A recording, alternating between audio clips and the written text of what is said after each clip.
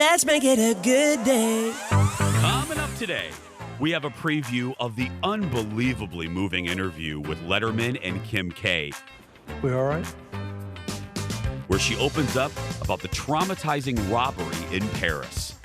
Then, practically every type of business has been changed during the pandemic. But what about fashion? What you could be seeing in stores this season. And I'm giving you a tour of the fabulous new hotel at Vikings headquarters, from a one-of-a-kind spa to a new creation from our friend Ann Kim. I'm taking you with me. Here we go. Let's make it a good day. We do it our own way. Let's make it a good day. Oh, no matter what they say. Oh, yeah, yeah. Good morning, everybody. We are live from our studios in the Twin Cities. Look at our virtual audience. Carrie, Julie, Tara, and Michelle. Welcome to the show. Welcome to December 20th, 2020. Oh, I'm sorry. It's October 20th. Is it October? What is it, October? Oh, I forgot. Let me just say, October 21st. It felt like December 21st out there. Welcome to the show. Please give it up for my sidekick sister and queen of the snow, Kendall. Oh, Good morning, I Kendall. don't want How to are be you? queen of the snow. Oh, Just call me Elsa. yeah. Let it go, but we can't let this go. I know. Because we're Minnesotans, we have to talk about the snow. We have do. to talk about it, and do. and we have to either hate it or love it or whatever. Mm-hmm. I'm loving our audience, though. As I said, it's virtual audience day. Say hello to Michelle again, Julie, Tara, and Carrie. Carrie, is it Carrie or Kari? I'm sorry, I can't hear. Do we have the audio? Do we pay our internet bill this month? Did we do it? There we go. Is it Kari or Carrie? It's Carrie. Well, good morning, Carrie. How you doing? Great. I'm so excited to be here. Well, I'm excited to have you. Where are you zooming in from? Cottage Grove. To the beautiful Cottage Grove. Julie, welcome to the show. Where are you from, sweetheart? I'm from Friendly Fridley. Friendly Fridley. But really, Julie, are the people really friendly and Fridley? Yes, they are. I gotta come spend some time up there. We are. Yeah. Good. I gotta find some place to have pull tabs up in Fridley. Let's go to Michelle next. Hi, Michelle. Hi, good morning. Michelle, where are you calling from? The beautiful city of Red Wing. Oh, Kendall Country. Kendall. Hey! Look at that, Kendall. Red Wing representing. Yeah. And finally, last but not right. least, it's Tara. Hi, Tara. Hi, how are you? I'm good, sweetie. Where are you zooming in from? Oakdale. Oh, Oakdale. Well, we are well represented around the metro. I mean, we all over Minnesota. Well, ladies, we'll check in with you in just a little bit. Kendall, I don't want to scare you. I don't want to scare Tyler and Adam and the crew. What? Our studio's haunted. You know I spend like a really good chunk of time in here every morning by myself, Yep, right? I know that. And I'm comfortable scaring you. But because, now Adam, take a shot. Director Steve, can we take a shot of the clock up here? Look at this clock. Now, this is the clock that we look at to tell time here in the studio. What is that? That's not time. No. 12:103. Oh, and look, it's switching. It's like that doomsday clock or the deficit clock. And this thing has gotten progressively worse. It has. It used to just flick on and off like once an hour. Yeah. Now it doesn't even tell time. It's just random numbers. It's like an old lottery. You know, when they used to give the lottery numbers in the 80s, and then they had the spokes model? That's what that looks like. But now, oh wait, and is it? Nope. Oh, nope. I thought it was the real time. Nope. It's Nope. back to 12:10:3 dash. Negative. I don't even know what that is. I think it's confused because of the snowstorm. Is it? I mean, you thought it was December, and I didn't even correct you. I was like, yeah, it's December. I know, and I'm not going to laugh at her because she's watching, and then I'll get a joking yell text. Yeah. The Dar. Yeah. Okay, so she gets up here. She's never lived in Minnesota. Right. She's obviously been weather challenged. She gets up here. She's watching her program. She's obsessed with Private Practice. You know, the old show on ABC. It was a spinoff of Grey's Anatomy. Yes.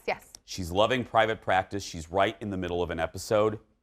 The TV goes out because of the snow. Stop. She's like, can my mother suffer anymore? Seriously. You're taking away her private practice. I said, Mom, don't worry about it. It'll come back on, but I'm telling you, don't take away her shows, man. Don't take away her shows. There was a moment where she had a conniption. She did, I know. I'm like, Mom, it'll be fine. It'll be fine. Let's get started, everybody. It's time for the hot dish. Here we go.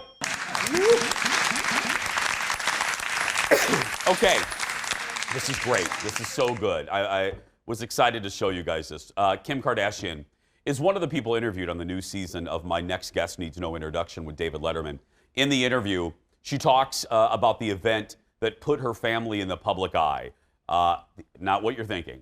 Actually, the Oj Simpson trial. Think about it. Her mom was friends with Nicole Brown Simpson, and her dad was one of OJ's lawyers. Look at this. So, my mom was extremely vocal on her feelings. What did she think or feel? She was believed that, her friend was murdered by him, and that was really traumatizing for her. And then we'd go to my dad's house, and it was a whole other situation there. And it would be like Johnny Cochran, Bob Shapiro, my dad, like the whole team. So we didn't really know what to believe or whose side to take as kids, because we didn't want to hurt one of our parents' feelings.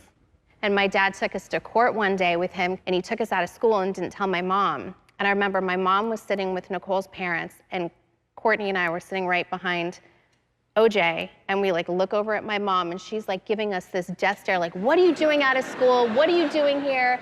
And Courtney and I were just look straight, do not look at mom. Kim and her family referred to OJ as Uncle OJ. That trial, as a lot of you know, changed media, took over daytime TV from January to October of 1995. And you youngins won't remember it. It changed. Soap operas went off. I mean, it was a real-life horrible soap opera. Mm-hmm. And I hate even calling it that because 2 lives were lost, but it changed the way it scandalized media, and it scandalized news programs because it was so sensational. It was. Kim also talked about the time that she was in Paris and got robbed in her hotel room and thought that she was going to die. Look at this. They kept on saying, the ring, the ring. And I was just so startled. I was like, what? It didn't compute to me for a minute. And then the guy goes, the ring. And I had put it up by the side of my bed. So I handed him my ring. And then he grabbed me, and I was wearing a robe, and I wasn't wearing anything under it. No. We all right? I don't want to ruin my makeup. It's fine. The makeup is fine. Okay. And he grabbed me and pulled me towards him, but I wasn't wearing anything underneath. So I was like, okay, this is the time I'm gonna get raped. Just deal. It's gonna happen. Just prepare yourself. Hard to watch. She says they had a gun. They tied her up. They put duct tape over her mouth, over her eyes, but eventually just ran. The new episode is available now on Netflix, the whole season of Dave. Hard to watch. Mm-hmm. Lord knows I've made my fair share of jokes at the expense of Kim K, but you watch that and you see Dave, you can't help but have empathy for her, and it's obvious that Dave has affection for her. I remember covering that story here, and I didn't realize how vicious and how dangerous it was. I thought, and I don't want to use the word just, I don't want to minimize it, but I thought it was a robbery of give me your watch, and they took the watch and ran away. I had no idea the peril she was in. Did you? I only did because, I watched the show a lot, and it really changed the dynamic of her on the show, the family, and how they talked about wealth and money, and it really changed her personality too. I know everybody, you feel how you want about the Kardashians, but I cannot fathom thinking that. Okay, this is happening to me. Well, prepare yourself. Not only that, but then she was like, my sister's going to walk in and find me dead. Yeah. Let's go to the audience. Carrie, were you like me? I had no idea how traumatizing this was. Carrie, did you follow the story? Did you have any idea? Here we go. We're having audio problems. Hold on, Carrie. I want to get your thought, and I want to get it right. Here we go. 1, 2, 3. Carrie, did you realize how serious it was? I didn't realize the details involved. I agree. I thought it was just, take the jewelry and run. I didn't realize it was that, severe. Yeah, Michelle, hard to listen to, right? Even if you're not a fan of the Kardashians, the emotion was so raw. I mean, and I know you're just listening to it. Hard to listen to, right? Yeah, exactly. I didn't watch the Kardashians, but I did watch all the news about that robbery, and I didn't realize that they did that to her. Yeah, just awful. Ladies, we'll check back in with you in a little bit. Yeah, I can't wait for the season. Lizzo, Dave interviews Lizzo and Dave Chappelle. It's going to be a good season. And Dave, wasn't that sweet? You could tell Dave just very sincerely, very much wanted to take care of her in that moment. That's what you want. You know, when you have people on your show that you interview, they're guests in your house, and you want to take care of them. Speaking of guests on shows, we have a couple good guests today, and we'll talk about that when we come back. Stay with us, everybody.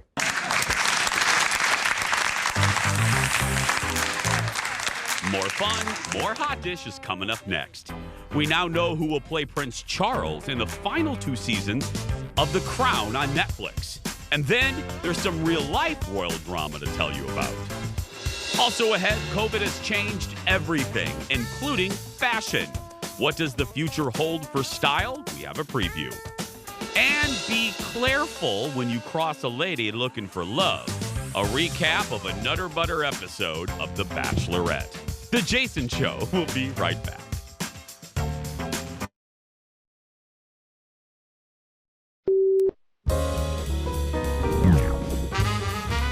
And the awkward moment of the night that award went to a real estate agent named Brandon who had trouble closing the deal. I never thought I would do anything like this before. And when I found out that you were the Bachelorette, I just knew I knew I had to be here. So what made you want to be on here for me? First of all, you're obviously absolutely gorgeous. Oh, thank you. But other than that, to be honest with you, I don't know really anything about you. I know that you're, from Sacramento. Are you born and raised, or? Should I just send myself home now, or how does it work? I typically know more about my Uber driver by the end of the ride than Brandon knew about Claire. Brandon did not get a rose, which is fun. Imagine that.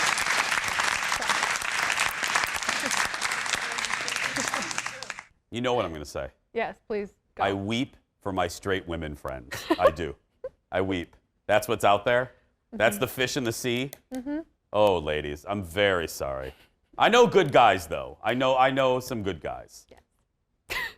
I don't have them in front of me, but I'll let you know. Tyler's a good guy. Adam's a good guy. There we go. Jimmy Kimmel poking fun at The Bachelorette. Producer Ted has a recap coming up later in the show. I guess it's like on a Nutter Butter scale. Ted, 1 to 5 Nutter Butter scale. Give it to me. It's a 7. He just told me. Stop! I haven't watched yet, so I have to walk out. Well, you're on the show, Kendall. I hope you don't I leave. know, I mean, you're here for another 40 minutes or so. Kendall, I'll watch. Yeah, you work here. Next in the dish, Dolly Parton was on with Colbert last night talking about her new book, Song Teller, My Life in Lyrics. And she talked about why she thinks of herself as a song teller and not a songwriter. Look. And I really think of myself as a song teller because I write songs, but I tell stories in my song and in my songs. So that just popped in my mind, song teller. I thought, well, that's a good name for my coffee table book that has about 170 some odd songs of mine, and I tell stories about why I wrote them, what kind of frame of mind I was in, what was going on in my life at the time. Showed a lot of old pictures that a lot of people hadn't seen from my childhood and growing up in the business. So I just thought, since I tell stories in my songs, that would be the perfect title. No. American Treasure, I really try, because, we talk about so many celebrity passings here, that a couple of years ago I made like a goal to appreciate the treasures that we have, like Betty White and Dolly, and she is a treasure. I mean, you can't get much more American than Dolly Parton. No. And she's just delightful. And she is a song teller, don't you think? I think so. I'm listening to that podcast now that you told us Oh, forever the Dolly ago Parton to listen podcast? To. Yes. Dolly Parton's America. Yeah. It's really, really good. I'm only on episode 2. Yeah. But I mean, she's fascinating. TV Friends, again, it's called Dolly Parton's America. One of my, top 5 podcasts of 2020. It's like a really good way for me to make myself go on really long walks because Yeah. I only allow myself to listen to it if I'm going on a walk. Well, remember, don't go on a walk now, Kendall. You're still here for another 20, 40 minutes or so. Got a Forgot. reminder. Yeah. Stephen Prester on her favorite song from her catalog. And Dolly said, coat of many colors, because it's about her mother, it's about her family, it's about acceptance and tolerance. Dolly also has a new Christmas album out, too. And then the documentary I told you about as well. Dolly Parton, it's the British documentary on Netflix. Really good. Next in the dish, we're learning, speaking of the Brits, we're learning who will be filling out the royal family on seasons 5 and 6, the last 2 seasons of The Crown. Dominic West will play Prince Charles. He is so unattractive. According to The Hollywood Reporter, he's in final talks to take the role. He will star alongside Elizabeth Debicki, who will play Princess Diana. Emma Corrin and Josh O'Connor play Lady Di and Prince Charles in the 4th season.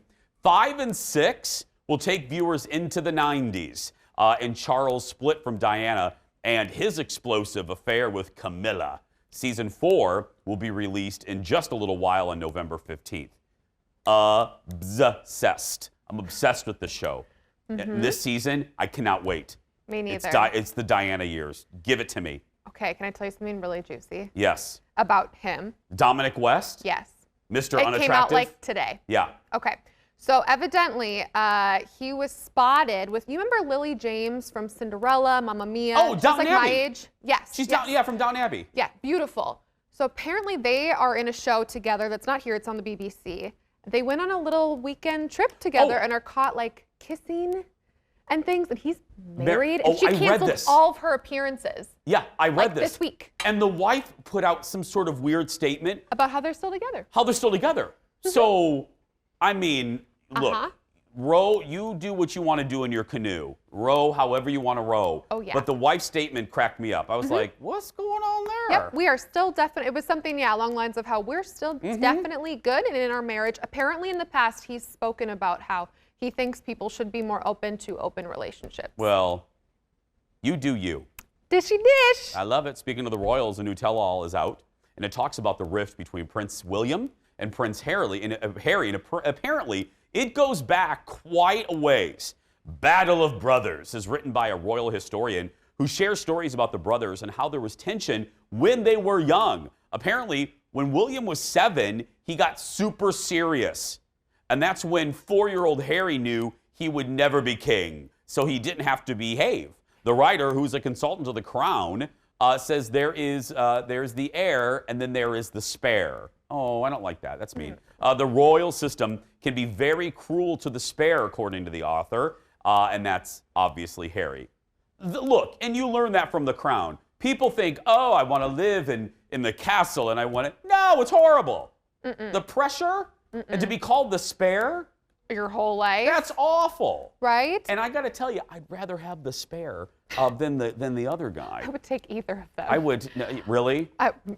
Really? William seems like William seems like a snore. You know what I mean? Well, yeah, he's going to be the king. That's what he's supposed to be. Yeah, like. I don't want that. Harry's who you take to get chicken wings and bingo. You know, and For sure. And William you take to the museum and then you leave the date through the bathroom. You know what I mean? It's like, I'll be right back, and then you never come back. You don't do that if he's the Prince of England. No. Let's go to the audience. Any Royal fans here? Anybody follow the Royals? Michelle, Julie, Carrie, Tara, anybody follow the Royals? No. Oh, Michelle does. Thank goodness. Michelle, okay. How can you not? Yeah, Michelle, who's your favorite, Harry or William? Oh, Harry for sure. Okay, and by the way, Michelle, that's a fine work. That bed, that's some fine craftsmanship right there. Did you make that bed? No, I didn't. I didn't mean to have this for my background, but I'm home on medical leave, so it's hard for me to sit anywhere else. No, I love it. I'm not making fun. I love that bed. I love the woodworking in that. Oh, okay, thanks. Yeah. Oh, and Michelle's like, I thought you were sassing me. No, I was giving you a compliment. I love Michelle. We'll check in with the ladies a little bit later. It's a beautiful. My mom has a bed similar to that when I was growing up. It's beautiful. Red Wing has style. Yeah, okay? Red Wing does have style. Come on. That's right. They do good furniture. Yeah. Next in the dish, we have very sad news to report. After 8,000 movies, one of America's most storied franchises is coming to an end. Universal says they will wrap up the Fast and the Furious franchise. No! Some of you know, some of you may be really heartbroken. I'm not one of them. The good news, F9, that's really what the movie is going to be called, will hit theaters next spring, and then the studio will wrap it all up with Fast and the Furious 10 and then Fast and the Furious 11. The franchise has made, thank you, Tyler's shaking his head, and that's what you should do. The franchise has made nearly $6 billion over the last 20 years, making it one of the most profitable in history. And I know, a lot of you love this franchise. I would rather swim in shark-infested waters with my rear end covered in chum than watch one of those movies. Oh, you're so dramatic. They're not that bad. They are horrible. Fun. Thank you, Tyler. Thank you. They're horrible. They're awful. No, they're not. I disagree. I politely disagree. That's fine. That's fine, Cheetah. You can. I knew that was going to come out. You knew I was going to. I don't know if that's Cheetah or Mountain Lion, or I don't know what you're wearing. But anyway, they're horrible movies. Okay, well, since you feel very aggressively about that, let's do. just put it this way. I do think that the first couple were much better than they've moved along to be. I get really confused. There's just a lot of really hot buff dudes in cool cars and hot chicks. So most of us are kind of like, what's the hate? But how many of those do you need? How many times can you steal a car? How many times can you look at a hot man or a hot chick steal a car? A lot of times. Well, I can do that without a movie. I don't need to see the cars. Just fine, just put the guy in front of me or put the woman in front of me. I don't need it's the same plot over and over. You just need The Rock and Vin Diesel. Again, there's going to be 11 John of them. Cena. There's going to be 11. Well, that should be against the law. If people want term limits for politicians, there should be term limits for movie franchises. Okay, well, Ocean's had 11, then 12 and 13, so okay. Not movies. I get it. I don't want to break it to you, but there weren't really 11 Ocean's movies. It was just what the title was. There were 11 people. Okay. The crew is literally dying laughing right now. I'm dying laughing inside too. Mm-hmm. There weren't 12 of them. There's just still ahead. The pandemic has changed everything, including Kendall. Including the fashion world. We'll chat with the editor-in-chief of Artful Living about what that means. And then later, there's a brand new hotel at the Vikings practice facility. Coming up in a bit, I'm taking you on a tour, and we're going to show you a new spot from Ann Kim, plus our review of Ocean's 13 when we come back after this.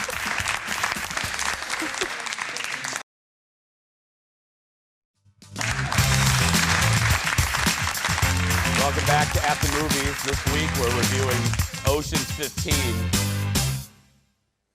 Everything we knew about fashion is out the window, as obviously we face a global pandemic, social change, etc., etc. But what does the future hold for fashion beyond this year? Joining us is the editor-in-chief of Artful Living, Kate Nelson. Hi, Kate. Hi, thanks for having me, Jason. No, thank you for being here, because, Kate, let me begin with a compliment, and that is this. Your magazine is the absolute favorite magazine of our big boss, General Manager Sheila Oliver. So thank you, because I'm guaranteed that she's watching today because of you. Well, we will always take the compliment, and Sheila, you have great taste. She does have good taste, that's right.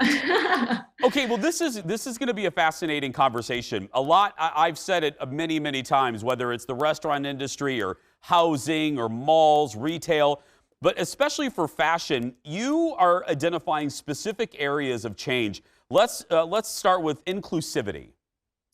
So this is an area where the fashion industry has tried to do right for a while, but 2020, with all of the social unrest around racial injustice, really propelled them into the future.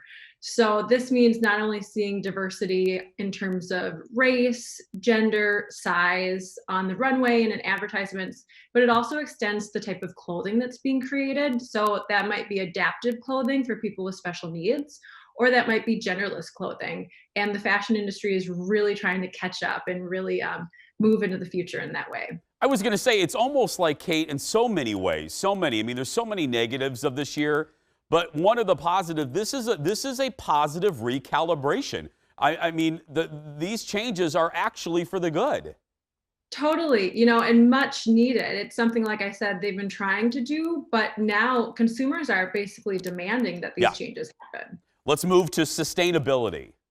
Again, an area where fashion has made some promises, but now has had to move fast. So back in March, we can remember that far back, when countries around the world went into lockdown, a lot of brands had trouble with supply management, basically supply chain management, basically meaning that they couldn't access their vendors that they typically use to produce their clothing.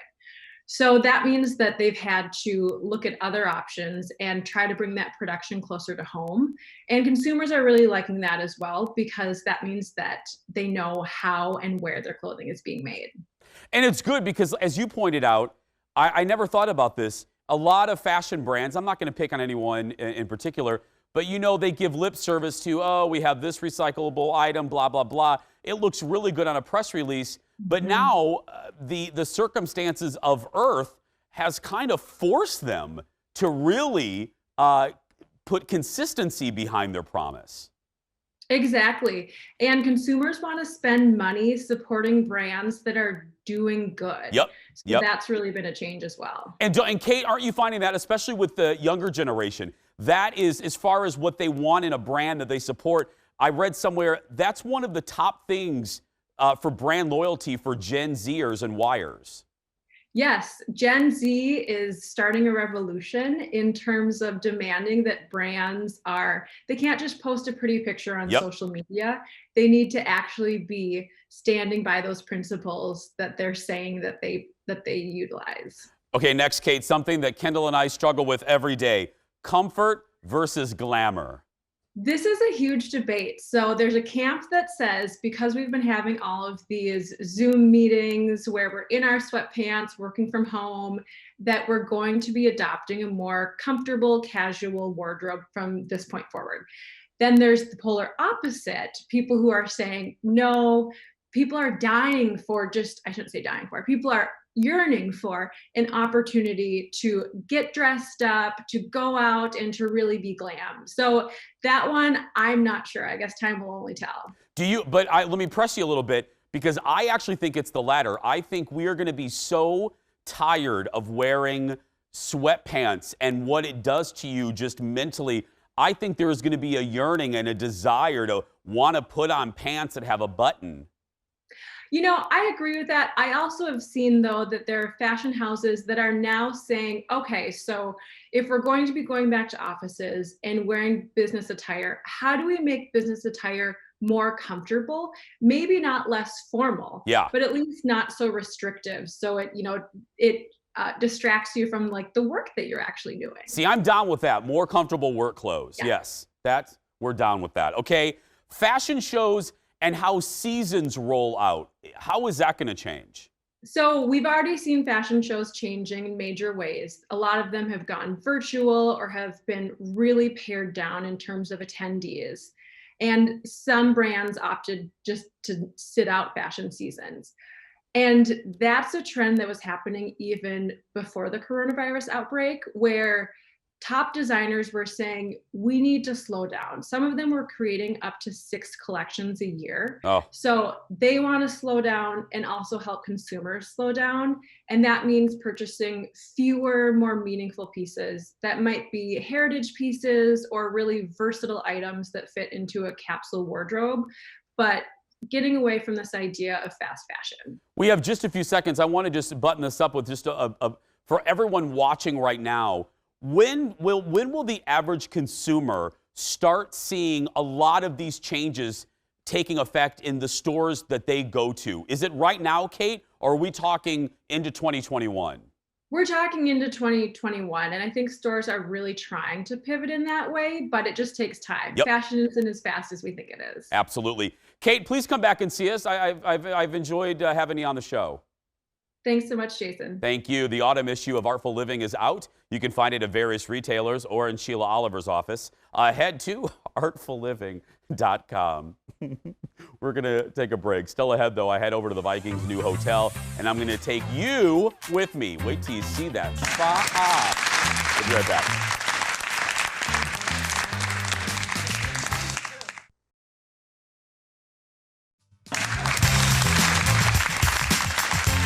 Halloween's coming. Well, there is a new Nordic-themed hotel next to the Twin Cities Orthopedics Performance Center, where the Vikings call home. Recently, I got a tour of the 4-star hotel. Look at this. Here's the deal. We've done a lot of hotel tours. You know the drill. Look at the beautiful lobby.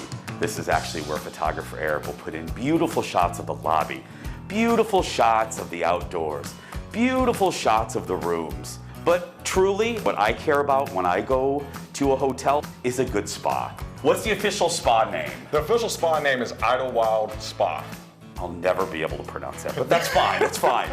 There's a lot of spas in the area, but there's a difference in this spa. What is it? It's almost like an urban spa resort. We have all the amenities. We have sauna, a huge steam room, outdoor whirlpool that we have, and then our treatments, which we curate, include seaweed. We've actually worked with Natura Bizet out of Barcelona to curate our facial program. So, I mean, this is something of supreme luxury, but also really delved into wellness for this certain And we're spa. saying this market deserves some luxury. We deserve, do we not? I mean, because this is... Yes, you need it. Yeah. It's here. This is the biggest sauna I've seen in my life. You could literally fit the entire Vikings team in there. Eric, don't go too far, your camera will melt. And Fox will make us pay for it. We visited the spa, and now I'm hungry because I was in that sauna and I sweated everything out. So thank goodness my dear friend, the not very busy Ann Kim, is here. How did this happen? I mean, how did Ann Kim and the Vikings come together in a beautiful marriage? They really wanted a local chef to be a part of the flagship restaurant. And they just said, we love what you're doing, we love what you do for the community, and we'd like you to do that here in Egan. What is your goal? Not duplicate the typical hotel restaurant experience. That was a really important part for me signing on to this project. What I loved about what they said is they wanted this to be a neighborhood restaurant first. And every restaurant that I open is about the neighborhood and the community, and that's how a restaurant is successful. I want to make food that people will want to eat every day and make them feel comfortable and make them feel like we're taking care of them, because who doesn't need that these days? This doesn't happen with just one person. Show some love to the guy back there. Yeah, where making is the he? food. I don't know. We'll insert him. Yeah. We'll insert him through the magic of television. Tell me about the chef. Oh, Chef Matt Leverty. He's wonderful. Spent a good deal of time actually working for Wolfgang Puck. And yes, have you heard of him? A little person you might have heard of. The recipes and the concept of the food is mine, but really the backbone, the dude. Heart and soul is, Chef Matt and all the team members that are here. This is a family, and we go through a lot. The restaurant industry has been going through a lot right now, so I'm really happy to have both old and new team members back working for me. It's not every day that a James Beard award-winning chef narrates beautiful food video, but we're going to end this package with Ann Kim giving us a food tour. Well, Jason, we're going to start out with our pizzas, wood-fired, kissed by the flame. Second, our orecchiette pasta, handmade little nubs of pasta with sausage and broccolini. Then, handmade lumaci with big chunks of lobster in a seafood spicy broth. We have our house-made smash burger with melty, oozy American cheese smashed between two luscious buns. And our Chinese 5-spice chicken wings, sticky, gooey, and spicy and hot. Come and get it. And that has been the Ann Kim food tour. Okay.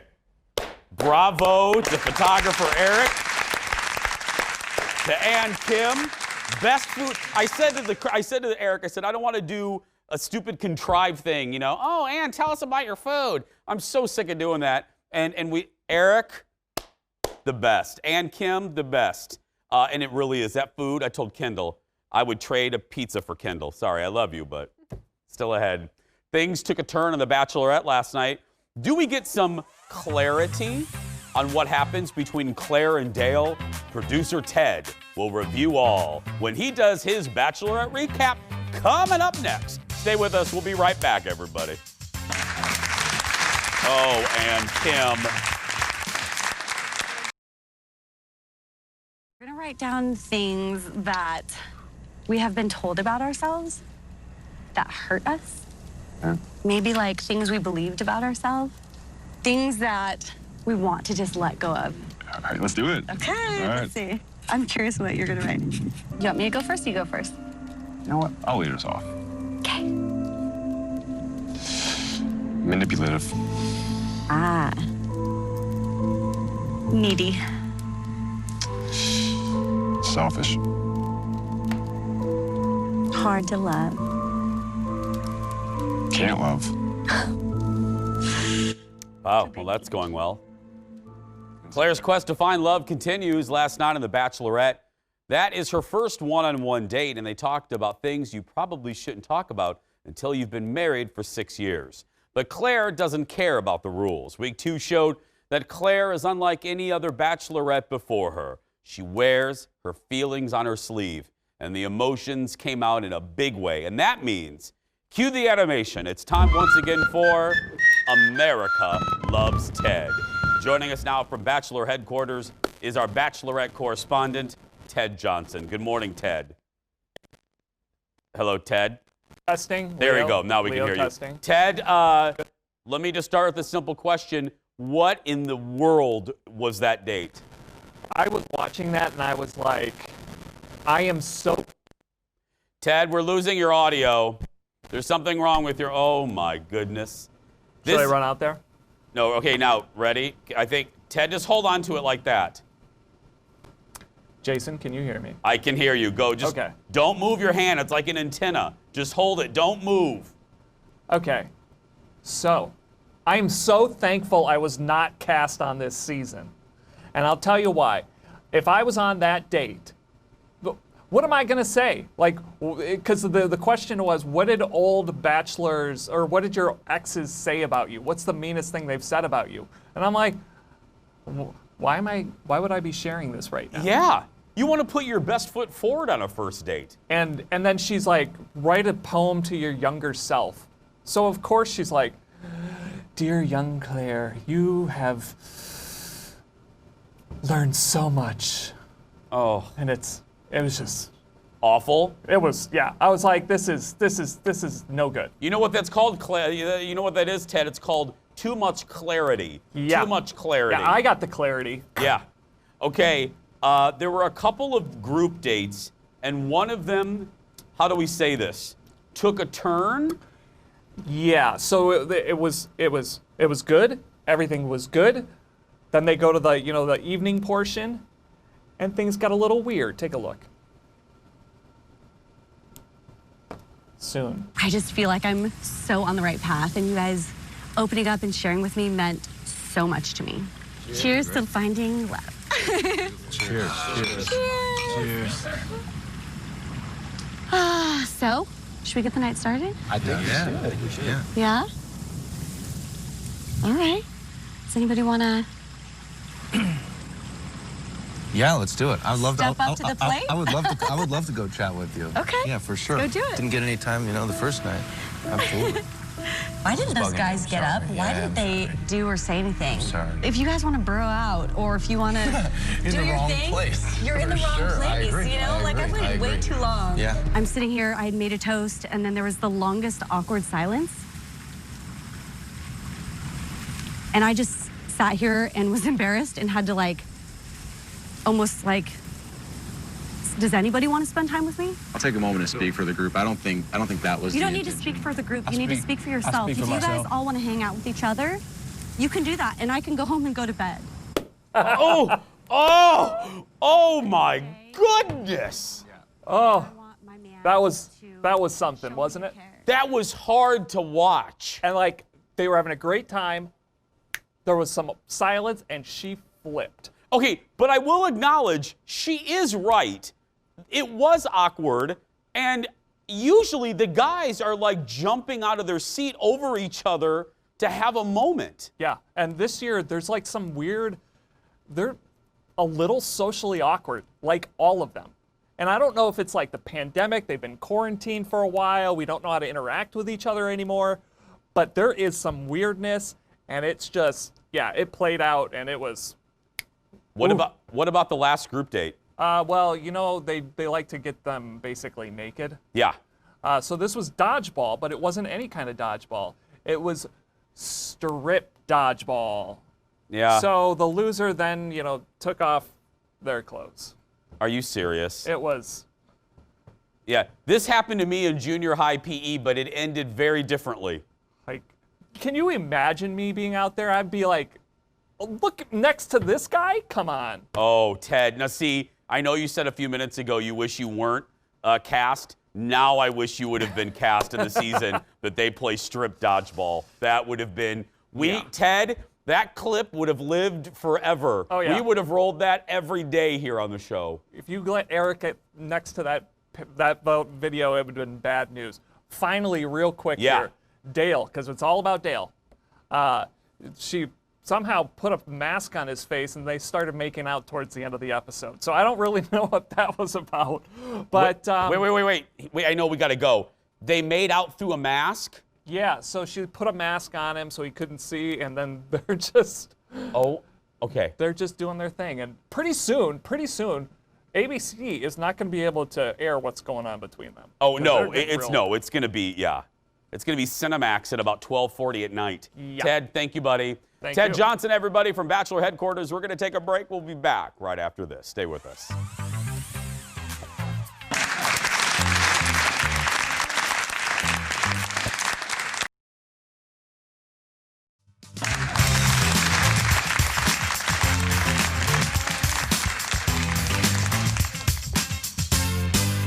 Kendall, if you just want to go hang out and bro out, I mean, if you're not going to talk to me, I'm just going to go to bed.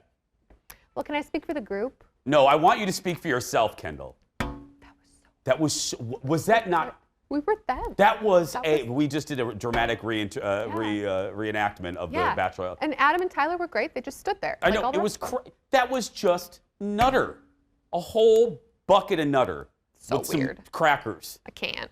Thank goodness Ted watches that and we don't have to. Seriously. You can connect with our show on social media. Check us out on Facebook, Twitter, and Instagram. Just search for Jason Show TV and our personal accounts as well. There's always fun to be had there. Jason Matheson, and search for Kendall Mark. We're going to take a break. I said your name really dramatically. Kendall Mark. We're going to take a break, and we'll be right back. Stay with us. Whoa. What was that? Did the James Earl Jones there.